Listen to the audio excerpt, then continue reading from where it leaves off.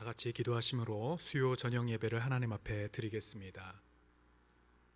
거룩하신 하나님 아버지, 주의로 3일 동안도 저희들의 삶을 눈동자처럼 지켜주시고 주의 날개 아래 품어주셨다가 주님의 존전의 나와 하나님 앞에 수요 예배로 드리게 하심을 진심으로 감사드립니다.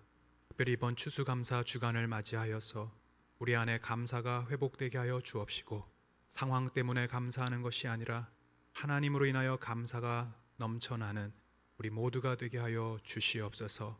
이 시간도 영과 진리로 예배하기를 원합니다. 특별히 찬양 가운데 임하시는 하나님의 임재를 경험하는 이 저녁 예배 되게 하여 주옵소서.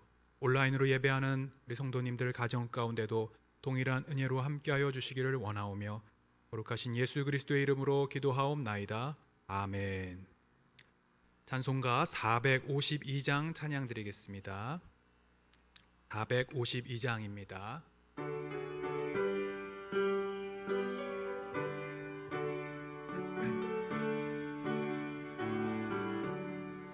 내 모든 소원 기도의 제목 예수님 닮기 원함이라.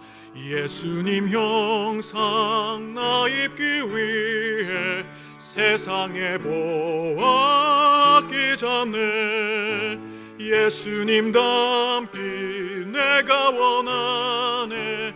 날 구원하신 예수님을 내 마음속에 지금 고도사 주님의 형상 인치소서. 무한한 사랑 풍성한 긍휼 슬픈 자 위로하시는 주. 길 잃은 죄인 부르는 예수 그 영상 닮게 하옵소서. 예수를 닮기 내가 원하네. 날 구원하신 예수님을 내 마음속에 지금 고도사 주님의 형상 인치소서. 겸손한 예수 거룩한 주님 원수의 멸시 참으시사 우리를 위해 고난을 받은 구주를 닮게 하옵소서. 예수를 닮기 내가 원하네. 날 구원하신 예수님을 내 마음속에 지금 고도사 주님의 형상. 3절 다시 하겠습니다. 겸손한 예수 겸손한 거룩한 주님 거룩한 주님 원수의 멸시 참으시사 우리를 위해 고난을 받은 그 주를 닮게 하옵소서. 예수님 닮기 내가 원하네. 날 구원하신 예수님을 내 마음속에 지금 고도사 주님의 형상 인치소서. 아멘. 찬송가 310장 찬양 드리겠습니다. 310장 아 하나님의 은혜로.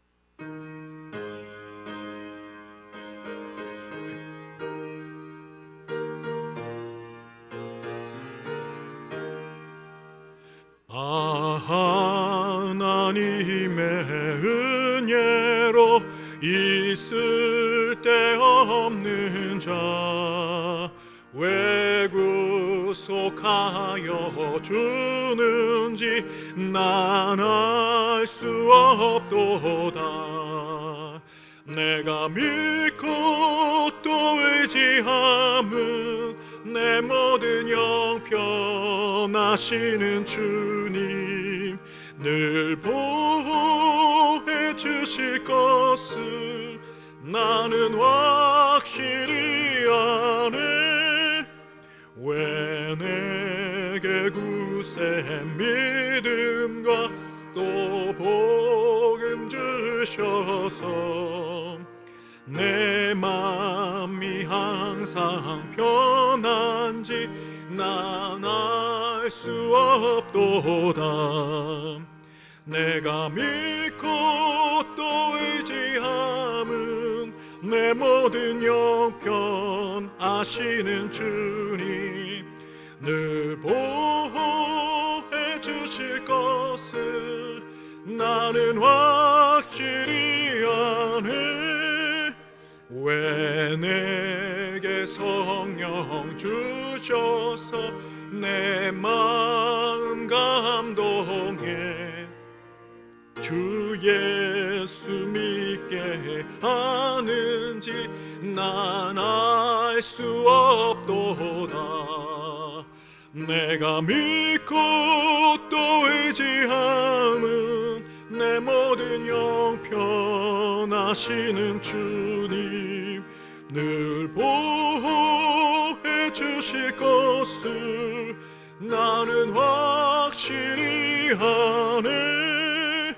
주 언제 강림하실지 혹 밤에 혹 낮에 또 주님 만날 그것도 난 알 수 없도다.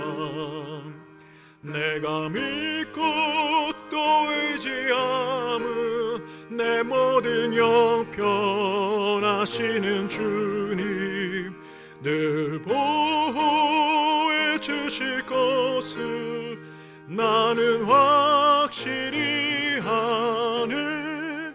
아멘. 찬송가 288장 한 장 더 찬양하시겠습니다.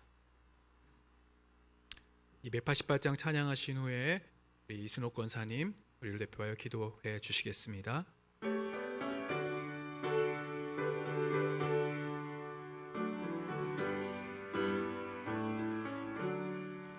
예수를 나의 구주 삼고 성령과 피로써 거듭나니 이 세상에서 내 영혼이 하늘의 영광 누리도다. 이것이 나의 간증이요 이것이 나의 찬송일세. 나 사는 동안 끊임없이 구주를 찬송하리로다. 온전히 주께 맡긴 내 영 사랑의 음성을 듣는 중에 천사들 왕래하는 것과 하늘의 영광 보리로다.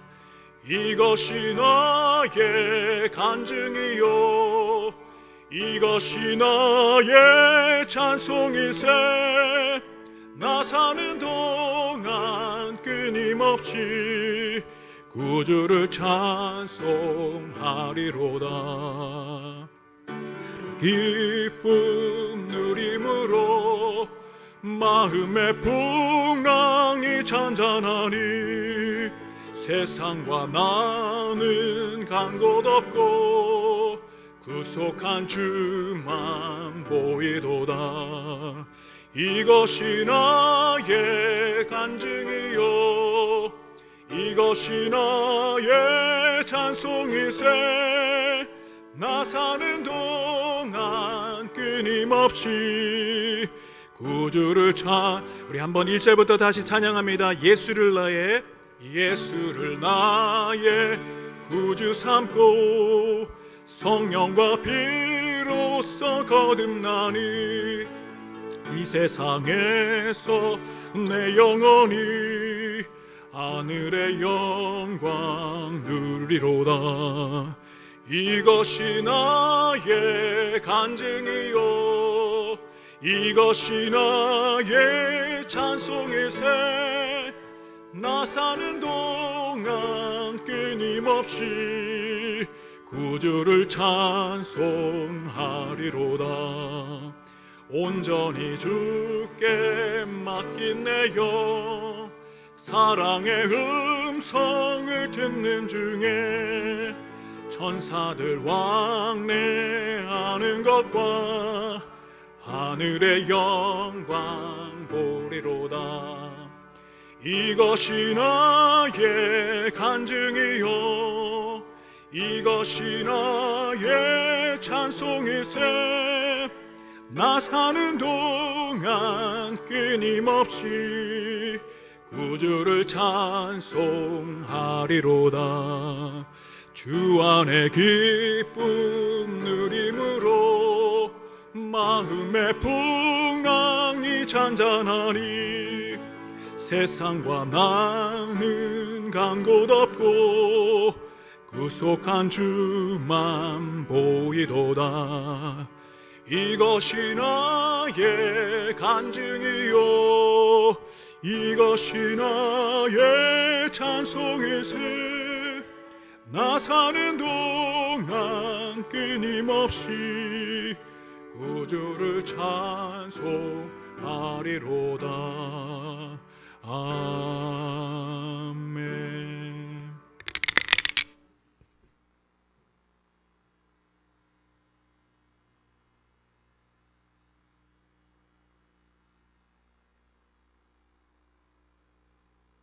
할렐루야. 하나님 아버지, 절망과 궁핍 중에도 감사하라 명하셨으니 그 말씀에 순종하며 감사의 결론으로 이어주실 하나님을 신뢰하며 감사와 찬양을 드립니다. 우리의 나그네 길에서도 여러 가지 우리를 인도하여 주신 하나님께 감사를 드립니다. 우리의 감사의 고백이 식어지지 않도록 인도하여 주시고 감사의 예배의 영광을 받아주시길 소원합니다. 또한 코로나 가운데서도 은혜 가운데 임직식을 마치게 하셔서 감사와 찬양을 드립니다.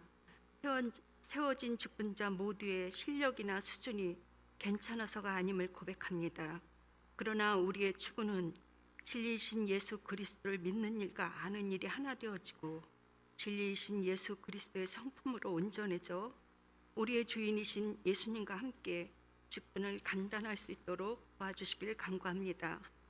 오늘도 교회 지체분 가운데 고통으로 신음하는 환우분들을 예수의 피로 치료와 회복을 간구하고 코로나로 인한 나라 안과 밖의 생존의 모든 문제들 앞에 우리의 죄로 인한 시작과 결과임을 인식하고 고백하며 가진 것이라고는 죄밖에 없는 우리를 불쌍히 여겨주시고 이 땅에 예수의 피로 치료와 회복을 간구하며 이런 시기에 복음 전도자로서 길에 서 계신 선교사님들께 위로와 평안을 내려주시길 소원합니다. 단위에 세우신 두 분 목사님께 영육의 강건하심과 일상의 평안함을 누리게 하여 주시길 원하며 늘 성령 충만케 하셔서 말씀 전케 하시고 듣는 우리의 마음밭에 들은 말씀을 심고 싹을 틔우고 자라게 하시어서 우리의 구원주 예수 그리스도만을 전하는 삶이 되어지기를 소원합니다. 우리의 예배와 찬양과 감사, 간구를 들으시고 이루실 하나님 아버지와 성자 예수님과 성령님께 감사드리며 예수님 이름으로 기도드립니다. 아멘.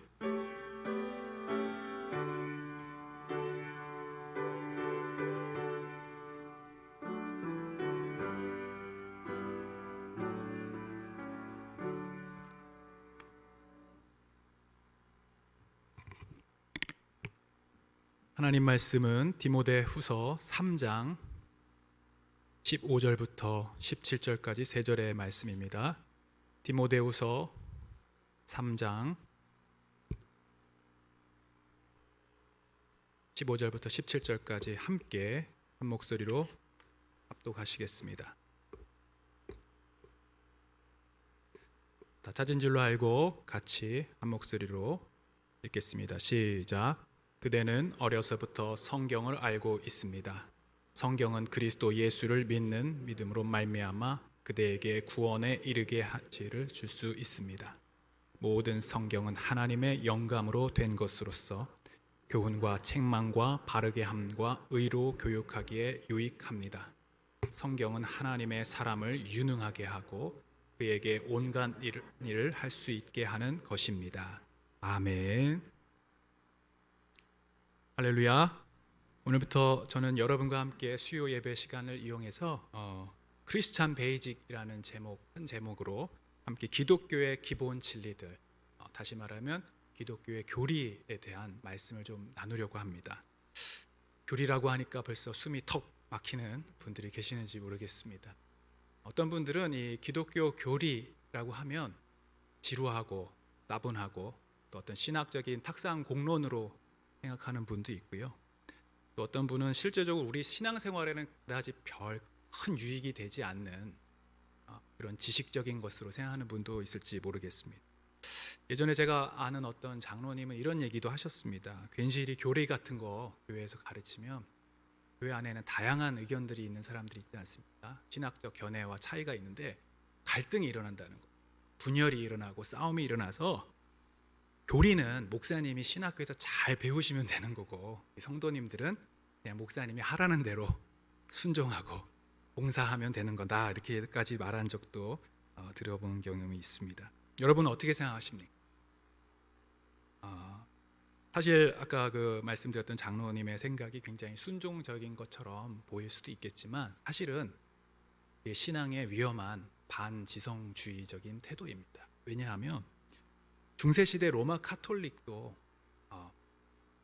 성도들에게 예를 들면 면죄부를 팔고 또 돈으로 죄를 속하는 일들을 가르칠 때에 시키는 대로 했죠. 교황이 시키는 대로, 신부들이 시키는 대로 했습니다만 그 가르침이 성경적인 근거가 있는지, 이 말씀이 정말 하나님의 말씀에 위배되지 않는지 거기에 대해서 알 수 있는 방법이 전혀 없었습니다. 그렇기 때문에 하라는 대로 했을 뿐 그들에겐 잘못이 없었지만 결국에는 그 모든 것이 중세 기독교가 암흑 시대로 갈 수밖에 없는 원인이 되었던 것입니다. 그래서 여러분, 우리가 하나님의 말씀, 특별히 교리적인 부분도 잘 알아야 되고요, 또 잘 배워야 될 줄로 믿습니다. 특별히 연세 많으신 분들만 그런 것이 아니라 젊은 분들도 이 교리에 대한 또 다른 종류의 거부감이 있습니다. 요즘에는 내 생각만 옳다고 주장하면 안 되죠. 다른 사람의 생각도 옳고 모든 사람의 생각이 포용할 수 있어야 된다, 이렇게 얘기합니다. 맞는 얘기입니다. 특별히 젊은 사람들이, 나이 많은 사람들이 나 때는 말이야, 이 말 굉장히 싫어하죠. 어떤 것을 주입하고 내 생각을 맞다라고 근거하는 것에 대해서 거부감을 갖는 것입니다. 근데 문제는 이러한 시각으로만 보면 기독교 역시 굉장히 배타적이고 독선적으로 보일 수 있다는 것입니다. 왜냐하면 기독교가 가르치는 그 진리와 교리가 특별히 구원론에 있어서 하나님이 허락하신 예수 그리스도를 통한 구원의 길 외에는 구원받을 수 없다라고 가르치고 있기 때문에 그것이 젊은 사람들의 눈에는 독단적이고 배타적으로 보인다는 것입니다. 그래서 젊은 크리스찬들 가운데도 기독교 진리, 또 기독교 교리, 이런 말들을 그다지 선호하지 않는다고 말하고 있습니다. 특별히 여러 교리들 중에서도 아까 말씀드렸듯이 구원론, 또 기독론에 관한 반감이 많이 있습니다. 예를 들면 이런 것입니다. 왜 기독교는 예수님만 믿어야 천국을 갈 수 있다고 합니까?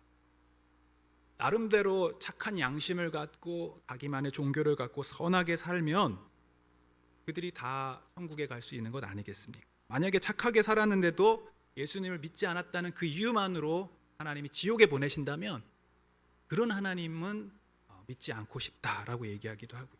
또 지옥을 만들어서 사람들을 심판하고 무섭게 징벌하는 그런 폭력적인 하나님이 우리가 믿는 하나님이라면 과연 그런 하나님을 믿을 필요가 있는가, 이런 반감들이 있다는 것입니다. 실제로 제가 미국에서 공부할 때도 제가 썼던 논문의 내용이 그러한 내용들이었습니다. 예수님의 십자가, 우리는 이것을 우리를 향한 하나님의 사랑으로, 그분의 희생으로 믿습니다만 미국의 신학자들 가운데 특별히 데니 위버라는 이런 분들은 자기 아들을 학대하는 부모의 아동 학대로 보는 거예요. 폭력적인. 그러니까 누군가를 용서하기 위하여 내 아들을 십자가의 형벌을 당하게 하고 채찍에 맞게 하고 죽게 했다. 이런 폭력적인 십자가의 교리는 오늘날 기준에 맞지 않고 수정되거나 또는 폐기되어야 된다라고까지 가르치고 있습니다. 그래서 우주적 아동 학대다, 이런 표현을 썼습니다. 여러분 어떻게 생각하십니까? 그들의 주장대로라면 이 십자가의 교리는 우리를 죄에서 구원하시기 위해 하나님이 창세전부터 예비하시고 계획하신 하나님의 섭리가 아니라 그저 우연한 사고에 불과하고, 그리고 정치적으로 로마 군인들과 종교 지도자들에 의해 희생당한 정치 희생양일 뿐, 그러나 그 모든 폭력에 대해 예수님은 비폭력으로 대항하셔서 윤리의 최고 선을 보여주셨다라는 정도로밖에는 이해하지 못하게 되는 것이죠. 여러분, 이 신학자들이 이런 주장을 하는 건 그들이 창의적이어서가 아니라 이미 시대적인 흐름 가운데 이런 흐름이 있기 때문에 그것을 발견해서 논문으로 내고 하는 것입니다. 결국 오늘과 같이 상대주의적인 포스트 모더니즘을 살아가는 이 시대의 사람들에게 더 이상 십자가 교리는 매력적이거나 또는 은혜로운 것이 아니라 어리석어 보이고 야만적으로 보이고 폐기되어야 되는 그런 교리로 보여지고 있다는 것입니다. 오늘날 이러한 거부감 때문에, 교리에 대한 거부감 때문에 점점 이 가르침 또 교리에 대한 훈련들, 이것들이 많이 사라지고 있습니다. 많은 교회들, 특별히 주일학교에서는 이제 어린아이들에게 사도신경을 더 이상 암송시키지 않는다는 얘기도 들었습니다. 그런 지식적인 것, 교리적인 게 큰 의미가 없다고 느끼는 것이죠. 그래서 교회 안에서 아이들과 함께 게임도 하고 레크레이션도 하고 간식도 나눠주고 율동도 가르쳐주지만 이런 더 이상 체계적인 말씀의 가르침이 사라지고 있는 것이 오늘날 현실이라는 것입니다. 근데 여러분 잘 생각해 보시면요, 이 사도신경만 해도 얼마나 중요한 이 기독교의 핵심 진리가 담겨 있는지 모릅니다. 나는 전능하신 하나님, 천지의 창조주를 믿습니다. 하나님의 전능성이 있고 또 하나님의 창조주 되심을, 우리의 창조신앙이 첫 줄부터 나오고 있습니다. 나는 그의 유일하신 아들 우리 주 예수 그리스도를 믿습니다. 이 안에는요, 수백 년, 수천 년 동안 이 신학적으로 싸워왔고 목숨을 걸고 사람들이 지켜왔던 성부, 성자, 성령 하나님이 동일한 본질임을 알려주고 있는 굉장히 중요한 이 동일 본질이라고 하는 교리가 그 안에 담겨 있습니다. 예수님이 그냥 인간이 아니라는 것이죠. 그분이 하나님의 아들이라는 것은, 예수는 완전한 인간이자 완전한 하나님이라는 그 교리가 그 안에 담겨 있는 것입니다. 여러분, 이게 왜 중요합니까? 예수님이 단순히 인간이라면 그냥 선을 가르쳐 주셨고 윤리를 가르쳤던 도덕 교사가 아니라 우리의 죄를 구원해 주시고 죽음에서부터 부활하실 수 있는 하나님이시 아니라면 우리는 역시 이 죄 가운데서 구원받지 못하는 것입니다. 그는 성령으로 잉태되어 동정녀 마리아에게 나셨다는 말씀도 그가 완전한 인간이자 완전한 하나님이라는 신성과 인성에 대한 고백이 담겨 있는 것입니다. 여러분, 그래서 이처럼 기독교 교리가 단순히 신학자들이 학상곤론하는 내용들이 아니고 우리가 이 믿는 이 믿음의 기초요 근거가 됨을 여러분 우리가 분명히 알아야 될 것입니다. 특별히 교리에 대한, 진리에 대한 지식과 이해가 없이 믿게 되면 이 믿음은 단순히 허상에 불과하거나 맹신에 불과할 경우가 있게 되는 것입니다. 요즘에 신천지에 집사님들, 권사님들, 장로님들, 심지어는 목회자들이 많이 빠진다고 합니다. 왜 이런 일이 일어납니까? 신천지는 굉장히 교리적입니다. 그 교리의 체계성이 엄청납니다. 그래서 그것들을 계속 듣다 보면 빠질 수밖에 없고 세뇌될 수밖에 없는 것입니다. 박옥수를 비롯해서 기쁜 소식 선교회 구원파가 우리의 구원을 흔들어 놓고 당신 몇 월 며칠에 구원받았어, 당신 여전히 구원받았는데도 죄를 짓고 있어, 이런 부분으로 우리를 흔들어 놓으면 우리의 교리적인 확신이 없다면 결국 넘어지고 마는 것입니다. 또 이단에 빠지지 않는다 하더라도 꿈해몽이며 은사며 예언이며 이런 모든 것들, 여러분 빌딩마다 보시면요, 막 신학원들, 무허가 기도원들 많이 있습니다. 3개월이면 목사 안수를 주는 그런 곳들이 많이 있습니다. 왜 이런 일들이 우리 한국 교회에 많습니까? 결국 이러한 이단들이 판을 치고 사이비들이 활개를 치는 이유도 결국은 하나님의 말씀에 대한, 성경을 읽기는 있지만 그것이 체계적으로 교리적으로 완성된 어떤 그런 부분들에 대해서 지식이 전무하기 때문에 결국은 그 피해가 성도들에게 영적인 큰 피해로 오게 되는 것입니다. 이것은 오늘날의 문제뿐만 아니라 2000년 전 초대 교회에서도 동일하게 있었던 문제였습니다. 더군다나 그때는 교리가 아직 확립되지 않은 시기였습니다. 그래서 에베소서 4장 13절 14절 말씀 화면에 보시면 이렇게 말씀입니다. 같이 읽어보겠습니다. 시작. 그리하여 우리 모두가 하나님의 아들을 믿는 일과 아는 일에 하나가 되고 온전한 사람이 되어서 그리스도의 충만하심의 경지에까지 다다르게 됩니다. 우리는 14절 읽습니다. 시작. 우리는 이 이상 더 어린아이로 있어서는 안 됩니다. 우리는 인간의 속임수나 간교한 술수에 빠져서 온갖 교리 이리저리 밀려다니지 말아야 합니다.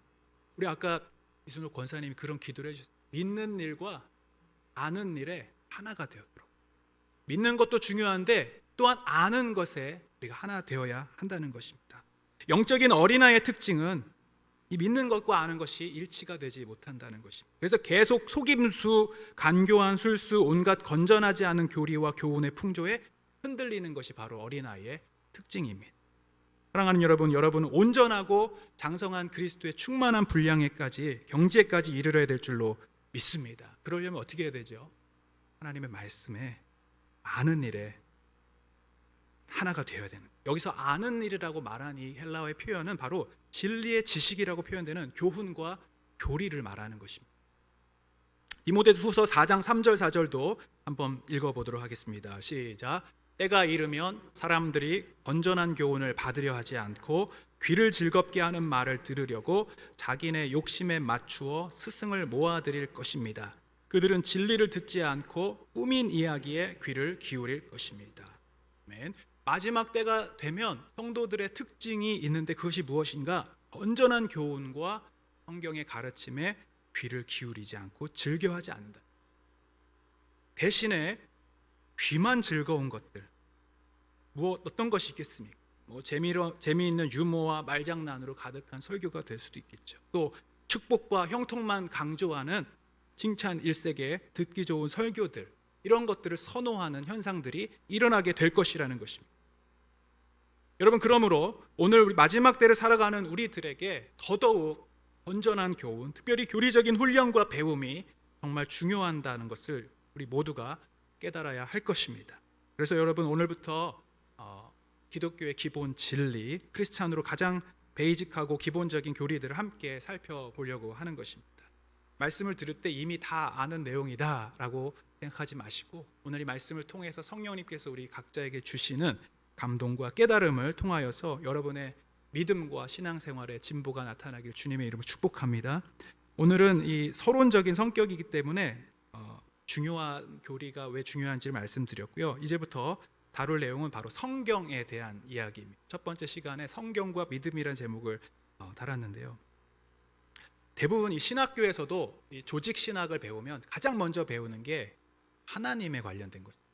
신론, 하나님은 누구신가, 예수님은 누구신가, 그 다음에 인간은 무엇인가, 뭐 이렇게 쭉 시리즈가 있습니다. 근데 오늘 하나님에 대한 접근보다 먼저 성경이라는 주제를 가지고 가는 이유가 몇 가지 있습니다. 첫 번째는 하나님을 알기 위해서는 너무나 당연한 말이겠지만 우리는 성경으로만 하나님을 알 수가 있기 때문입니다.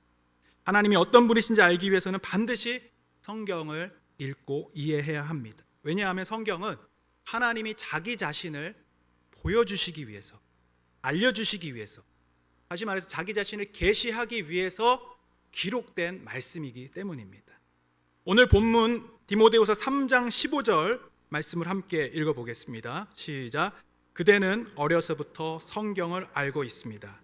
성경은 그리스도 예수를 믿는 믿음으로 말미암아 그대에게 구원에 이르는 지혜를 줄 수 있습니다. 성경에는 구원에 이르는 지혜가 담겨 있다고 말하고 있습니다. 여기서 말하는 구원은 무엇입니까? 예수 믿고 지옥 가지 않고 천국 가는 것도 구원이지만 이 말을 조금 더 자세히 설명해 보면 이렇습니다. 죄로 말미암아 우리 인간이 하나님과 단절된 것입니다. 하나님과의 관계가 끊어진 것입니다. 아담과 하와가 죄를 범하고 에덴 동산에서 추방된 것은 하나님과 멀어졌다는 이야기입니다. 여러분, 그 하나님과의 단절의 결과가 죽음이고요. 그 죽음의 삶이 바로 지옥을 의미하는 것입니다. 물론 우리가 불구덩이에 떨어져서 심판받는 지옥도 있지만 이미 심판은 내려져 있는 것입니다. 하나님과 떨어져 있는 관계 속에 심판이 있는 것이죠. 근데 구원은 무엇입니까? 하나님으로부터 떨어져 있는 그 죄악의 상태에서, 지옥의 상태에서 용서받고 건짐받아서 다시 하나님께로 돌아가는, 다시 하나님께로 회복하는 것, 끊어졌던 그 관계가 다시 연결되는 것, 이것이 바로 넓은 차원의 의미에서의 구원입니다. 그래서 장소적인 천국으로 우리가 가겠지만 거기 자체가 구원이 아니라 이미 하나님을 믿고 예수 그리스도를 우리의 주로 고백하는 순간에 우리 안에 하나님의 영생이, 하나님의 생명이, 하나님과의 관계가 우리 안에 생겨나기 시작하고 하나님의 통치와 하나님의 다스림을 받는 삶이 시작되는 것, 이게 바로 구원의 시작이고 또 구원의 완성을 향해 가는 것입니다. 오늘 디모데후서 3장 15절에 성경 속에 이 구원에 이르는 지혜가 담겨 있다고 하는 말은 결국은 누구를 향해 나아갈 수 있게 하는 거냐? 바로 하나님을 향해 갈 수 있는 지혜가 있다는 것입니다. 성경을 통하여 하나님이 누구신지를 알게 되고 성경을 통하여 하나님께 나아가는 방법들을 알게 되는데 그것이 바로 누구를 통해서냐? 예수 그리스도를 믿는 믿음으로 그렇게 되어진다고 얘기하는 것입니다. 다시 말해서 하나님을 알기 위해서 먼저 다뤄야 할 교리가 바로 성경에 관련된 교리라는 것이죠. 요한복음 20장 31절 말씀 같이 읽어보겠습니다. 시작. 그런데 여기에 이것이나마 기록한 목적은 여러분으로 하여금 예수가 그리스도요 하나님의 아들이심을 믿게 하고 또 그렇게 믿어서 그의 이름으로 생명을 얻게 하려는 것이다. 아멘. 성경을 기록한 목적에 대해서 나오고 성경을 믿고 또 성경 속에 예수 그리스도를 만나게 하고 그 이름으로 무엇을 얻게 합니까? 생명을 얻게 한다. 여기서 말하는 생명, 아까 말씀드린 구원 다 같은 말이죠. 하나님으로부터 오는 이 영적인 생명과 구원, 결국은 하나님을 만나야만 가능한 것이죠. 근데 이렇게 하나님을 알게 하는 것이 무엇이 가능하게 하는가? 바로 성경이라는 것입니다. 하나님의 말씀. 그래서 여러분, 이 하나님의 스스로 하나님께서 우리에게 자신이 누구인지를 알려주고 계시하기 위해 기록한 것이 하나님의 말씀이라는 것. 성경에는 이제 요한계시록도 나오지 않습니까? 계시라는 말이 되게 중요한데요. 이 계시라는 말은 베일을 벗긴다 이런 뜻이 있습니다. 예를 들어서 제가 이제 주보로 제 얼굴을 가려보겠습니다. 제 얼굴이 보이시나요? 안 보여야 정상입니다. 이 베일이라고 생각하는 이것이 이렇게 벗겨지는, 이게 계시입니다. 그래서 요한계시록이라는 것은 하나님이 보여주시는 것, 드러내 주시는 것, 계시하는 것을 말씀합니다. 하나님께서 사랑하는 자기의 백성들, 자기의 자녀들에게 하나님이 누구신지를 알려주고 싶으신 것, 그리고 자기를 보여주고 싶으시고 자기를 나타내보고 싶으셔서 우리에게 주신 것이 바로 하나님의 말씀, 기록된 성경이라는 것입니다. 근데 여러분, 구약에 보면 하나님께서 아브라함에게 직접 나타나십니다. 그리고 직접 말씀하십니다. 계시해 주시죠. 또 모세에게도 나타나셔서 나는 내 이름은 뭐다라고 직접 말씀해 주시고 다른 사람들은 만날 수 없지만 모세는 하나님을 뵐 수 있었습니다. 성막을 어떻게 지어라, 율법은 이렇게 만들어라, 십계명을 주시며 특정한 시간에 어떤 특정한 사람에게만 나타나서 하나님이 말씀해 주셨습니다. 근데 여기에 문제는 뭐냐면 이 시간이 지나버리면 이 하나님이 말씀해 주셨던 내용들은 아브라함의 머릿속에는 있고 모세의 기억 속에는 있지만 그냥 그걸로 사라져 버린다는 거예요. 결국 우리가 우리의 힘으로 하나님을 알 수 있는 방법은 하나님이 나타내 보여주시지 않으면 알 수가 없는 것입니다. 그런데 하나님께서 우리의 이런 이성의 한계, 지식의 한계를 넘어서 우리를 너무나도 사랑하신 하나님께서 우리를 알려주고 싶으셔서 특별한 사람들에게만 보여주시는 그 하나님의 계시를 적도록 하신 것입니다. 그리고 기록하라 말씀하셨고 우리 인간의 언어, 굉장히 한계가 있지 않습니까? 하나님을 표현하기에는 우리 인간의 한계가 너무 빈약하지만 그 빈약한 작은 언어를 통하여서 하나님을 알려주시려고 기록하라고 말씀하십니다. 그렇게 해서 인간의 문자와 언어로 기록된 것이 바로 성경이라는 거죠. 히브리서 1장 1절 2절까지 한번 같이 읽어보도록 하겠습니다. 시작. 하나님께서 옛날에는 예언자들을 통하여 여러 번에 걸쳐 여러 가지 방법으로 우리 조상들에게 말씀하셨으나 이 마지막 날에는 아들을 통하여 우리에게 말씀하셨습니다. 여러 예언자들을 통하여, 예레미야를 통하여, 선지자들을 통하여 계속 기록하라 말씀하시고 우리에게 말씀을 전해주셨죠. 그런데 잘 듣지 못하는 거예요. 읽지 못하는 거예요. 하나님을 만나지 못하는 겁니다. 그러니까 나중에는 어떻게 하느냐, 마지막에는 자기 아들을 보내버리신 거예요. 하나님과 동일한 형태의 모습에, 그리고 하나님과 동일한 성품 갖고 있는, 인격을 갖고 있는 예수님을 보내주셔서 예수님을 보는 자마다 하나님을 만나게 하시려고 특별한 계시로 예수님 우리 가운데 성육신하여 보내주신 거예요. 우리가 이해하지 못하니까 우리와 똑같은 인간의 모습으로 보내셔서 우리를 얼마나 사랑하시는지 우리와 소통하시기 위해서 종의 모습으로 예수님을 보내주신 것입니다. 이게 계시입니다. 예수님이 그래서 특별한 계시입니다. 그런데 성경도 똑같이 하나님이 이해하지 못하니까 성경을 통하여 우리한테 말씀해 주시는, 마치 예수님이 성육신 하시듯 우리 인간의 언어와 문자의 모습으로 오셔서 말씀해 주시는 것이 바로 이 성경이라는 것입니다. 그래서 여러분, 이 성경이 단순한 책이 아닌 것입니다. 이 자체가 하나님 말씀이요 하나님이시라는 것입니다. 예전에 사극을 보시면 암행어사 출두요 하는 장면을 보신 적 있으시죠? 네. 마패를 다 꺼내면서 암행어사 출두요 하면은 거기에 임금이 나오지 않아도 이 탐관오리들이 막 무릎을 꿇고 살려달라고 마패 앞에서 무릎을 꿇고 비는 모습이 나옵니다.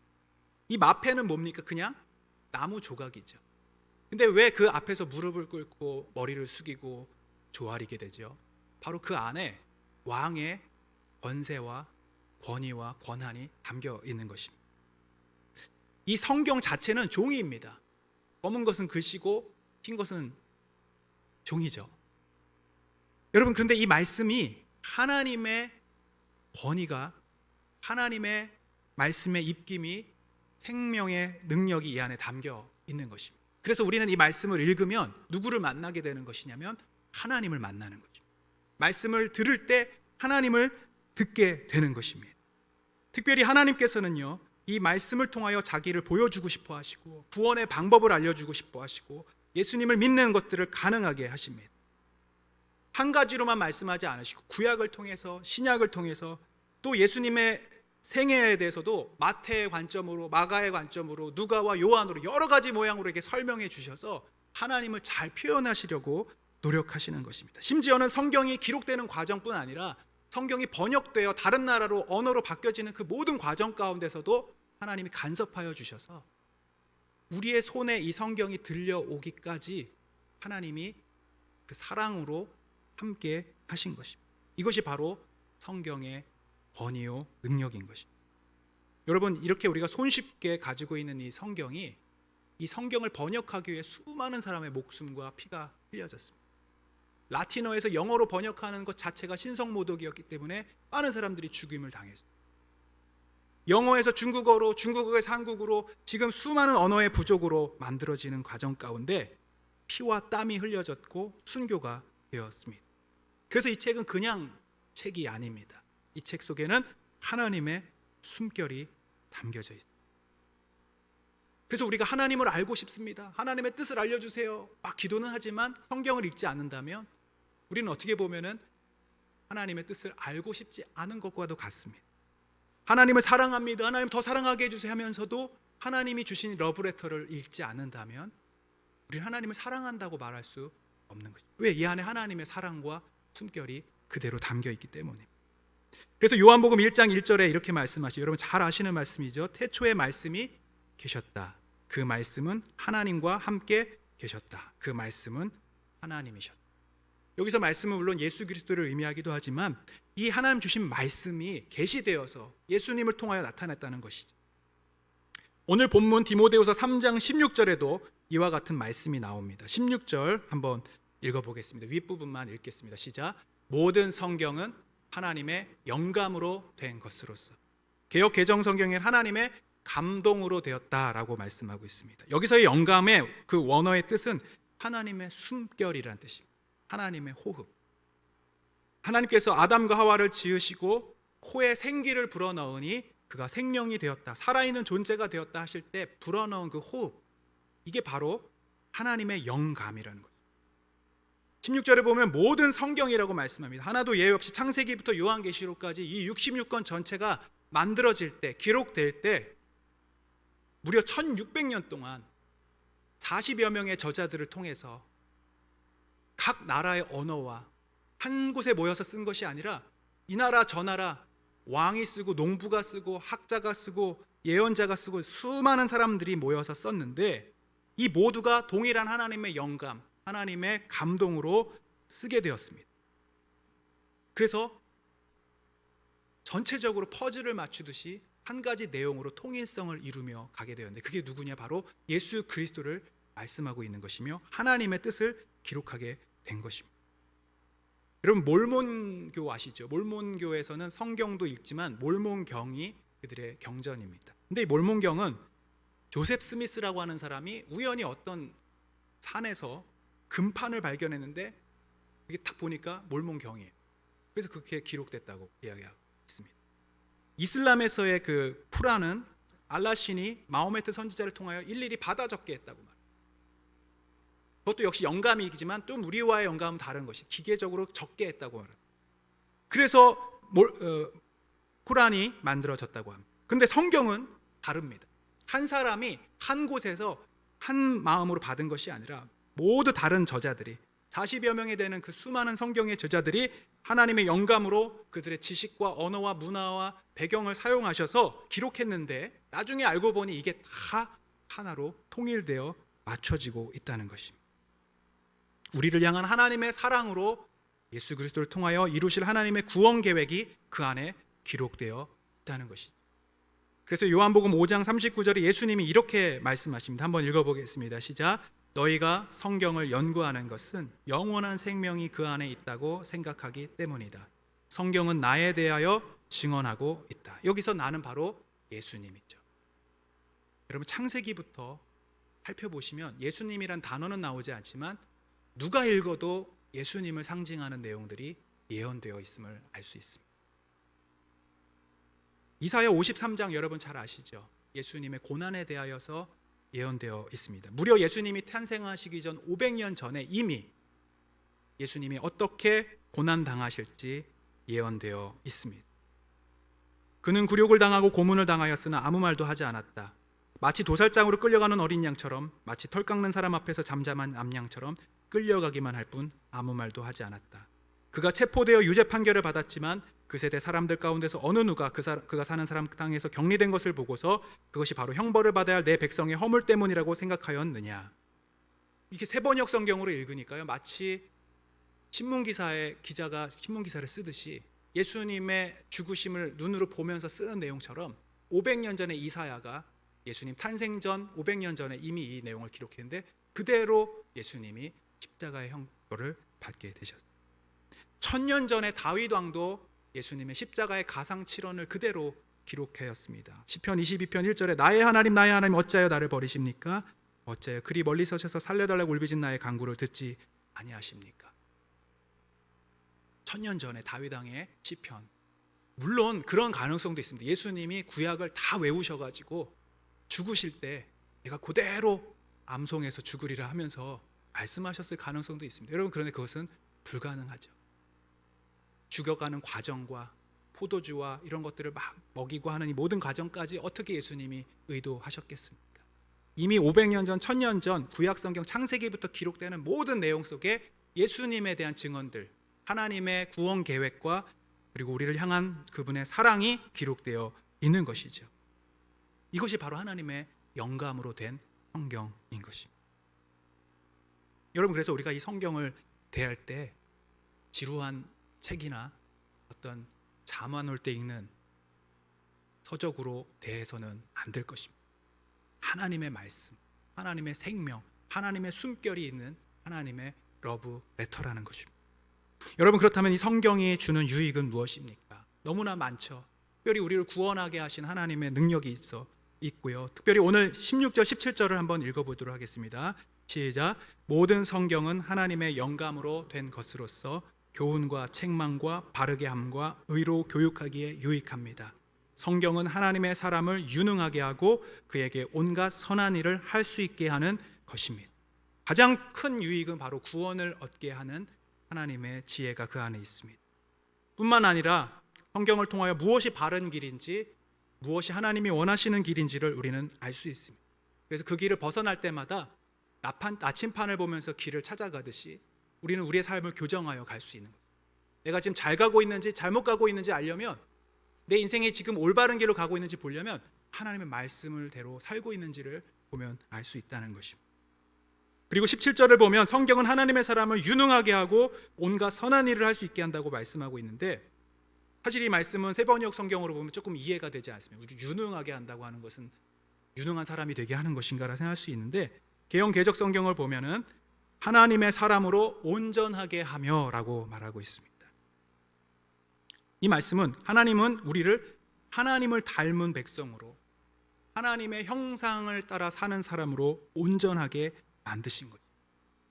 말씀을 읽으면 하나님이 우리를 원래 창조하셨던 그 계획 그대로 우리의 삶을 이끌어 가실 수 있도록 도와주신다는 것입니다. 그래서 온갖 선한 일, 하나님이 기뻐하시는 일을 할 수 있는 힘과 능력을 주신다고 말씀하십니다. 지금으로부터 72년 전 1948년에 여수 순천에 반란 사건이 있었습니다. 그때만 해도 이 공산주의에 물들은 학생들이 많았고, 좌익이다 우익이다 해서 서로 싸움이 있고 죽이기까지 하는 일도 있었습니다. 그 당시 여수의 애양원에서 나환자들을 돌보는 목회를 했던 이 손양원이라는 목사님 아시죠? 사랑의 원자. 나중에 이 목사님의 두 아들 동신과 동인이 좌익 학생의 손에 의해 죽게 됩니다. 총살을 당하게 됩니다. 순교당하게 됩니다. 안재선이라는 사람이었는데 자기 아들하고 비슷한 나이, 조금 더 많은 그 학생에 의해 결국 죽게 되었습니다. 이 손양원 목사님의 막내 딸이 동희라고 있었습니다. 손동희. 신동희 권사님이 아니라 손동희 권사님이신데 지금도 살아 계셔요. 근데 이분이 그 당시를 회고하면서 이런 얘기를 했습니다. 두 오빠가 좌익 학생들에게 맞고 총살당했을 때가 16살이며 두 오빠를 죽인 원수를 내 손으로 죽여야 됐다고 생각했었다. 네, 혹시 사진이 거기 있습니까? 보여줘. 손양원 목사님과 두 아들입니다. 그런데 그런 생각과는 달리 아버지는 제게 두 오빠를 죽인 원수를 사형 현장에서 빼내어 양자로 삼겠다고 말씀하셨고, 나는 그 말을 믿지 못하고 반대했다. 이 손동희 권사님이 처음에 손양원 목사가 아들의 죽음에 충격을 받아서 실성을 했나 보다 생각을 했다. 자기 아들을 죽인, 그래서 사형을 받게 된 그 안재선이라는 사람을 꺼내줄 뿐만 아니라 그를 양자로 삼아야겠다라고 생각한 것이죠.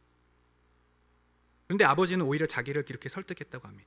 지금 손양원 목사님은 신사참배를 반대해서 옥고까지 치렀는데 이렇게 이야기하는 것입니다. 하나님의 계명 1계명 2계명, 그것을 지키기 위해서 신사참배하지 않고 내가 감옥까지 갔다 왔는데 또 다른 하나님의 명령도 순종해야 되지 않겠는가. 그 명령은 바로 내 이웃을 내 몸같이 사랑하라, 내 원수를 사랑하라 라는 말씀이었다는 거예요. 이 손동희 따님은 이렇게 얘기했습니다. 저는 아버지의 이 말이 귀에 들어오지 않았습니다. 오직 저놈을 죽여야겠다는 그 일념뿐이었습니다. 저는 발을 동동 구르며 미친 사람처럼 대들었습니다. 용서하면 했지 왜 아들을 양자까지 삼아야 하는가. 아버지에게 제발 이러지 말라고 악을 쓰며 대들었습니다. 그런 나를 두고 아버지는 이렇게 말씀하셨습니다. 동희야, 성경을 자세히 보아라. 성경에는 원수를 사랑하라고 했다. 용서만 가지고는 안 된다. 동희야, 저놈을 살려주는 것만으로는 안 된다. 아들을 참고 하나님의 명령으로 진실로 따르는 것이다. 이것이 바로 성경의 가르침이다 라고 말했던 것. 다음 사진을 보면은 실제로 나중에 이 아들 안재선을 양자로 삼게 됐습니다. 그리고 지금 저기에 돌아가시는 장면인데 옥고를 치르다가 순교하시는 손양원 목사님의 시신 앞에 그 안재선이 머리에 상주가 쓰는 모자를 쓰고 지금 상주가 되어서 사진을 찍고 있습니다. 그리고 그 안재선 씨의 아들은 또 목사가 되어서 지금 이 손동희 권사님과 함께 또 사역을 하고 있다고 들었습니다. 여러분, 이 사랑하는 힘이 어디에서 나옵니까? 오늘 17절의 말씀에 보면 선한 일을 하도록 능력을 주고 그것을 가능하게 하는 힘이 바로 성경 안에 있다고 말하고 있습니다. 근데 중요한 것은 성경에 그런 힘이 있는 것이 아니라 성경 속에 하나님의 영감이, 하나님의 생명이, 하나님의 생기가 그 안에 들어가 하나님의 사랑으로 우리가 변화될 수 있다는 것입니다. 그래서 그 말씀으로 살아갈 수 있는 용기와 힘을 이 성경에서 얻게 된다는 것입니다. 그래서 믿음은 들음에서 나고 들음은 그리스도의 말씀으로 말미암는다고 말하는 것이죠. 말씀을 맞추면서 몇 가지 권면을 드리겠습니다. 저도 설교를 준비하고 또 성경을 읽을 때 항상 어떤 설교를 위한 재료로 생각하는 경우가 많았던 거예요. 성경을 하나님의 감동이 있는 하나님의 그 사랑이 담긴 말씀으로 나에게 주시는 말씀을 읽기보다는 그 안에 어떤 재료로서 어떤 설교를 해야 될지를 생각하는 경우가 많았던 모습이 있었습니다. 여러분 가운데도 이 말씀을 어떻게 대하는가, 말씀에 대한 태도가 여러분의 신앙의 삶을 정의할 수 있다라고 생각합니다.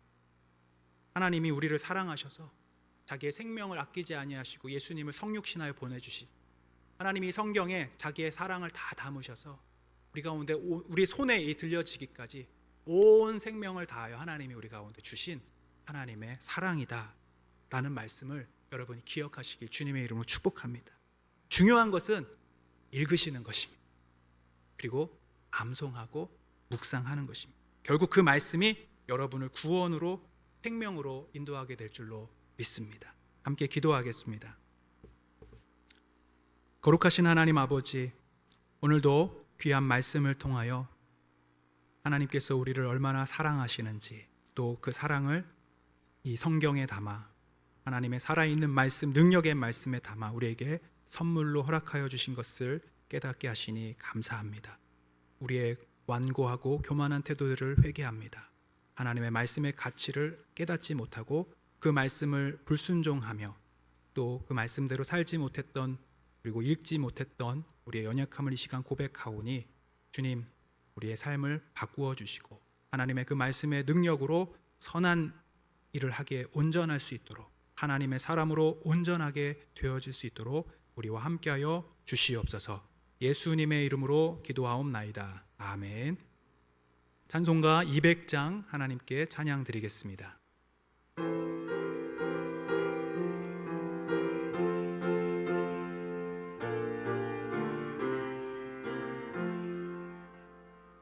달고 묘한 그 말씀, 생명의 말씀은 귀한 그 말씀, 진실로 생명의 말씀이 나의 길과 믿음 밝히 보여주니 아름답고 귀한 말씀, 생명샘이로다. 아름답고 귀한 말씀, 생명샘이로다. 귀한 주님의 말씀은 내 노래 되도다. 모든 사람을 살리는 생명의 말씀을 값도 없이 받아 생명 길을 가니 아름답고 귀한 말씀, 생명샘이로다.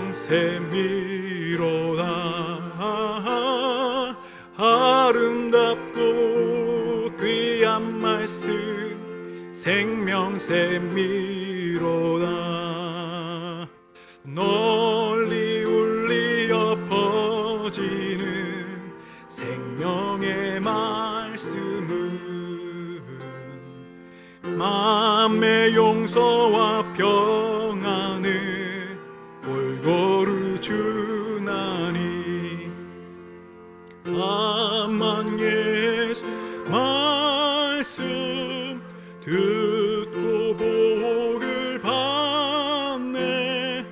아름답고 귀한 말씀, 생명샘이로다. 아름답고 귀한 말씀 생명샘이로다. 아멘. 몇 가지 광고를 드리겠습니다. 가을 신방이 11월 20일까지 진행될 예정입니다. 그래서 여러 가지 장소 또 방법 가정별로 구역별로 선택하실 수 있습니다. 아직 신청하지 않으신 분들은 개인적으로 신청해 주셔도 좋고 구역장님 통해서 함께 구역으로 신방 받으셔도 좋겠습니다. 기타 다른 광고들은 주보를 참조해 주시면 감사하겠습니다. 기도하겠습니다.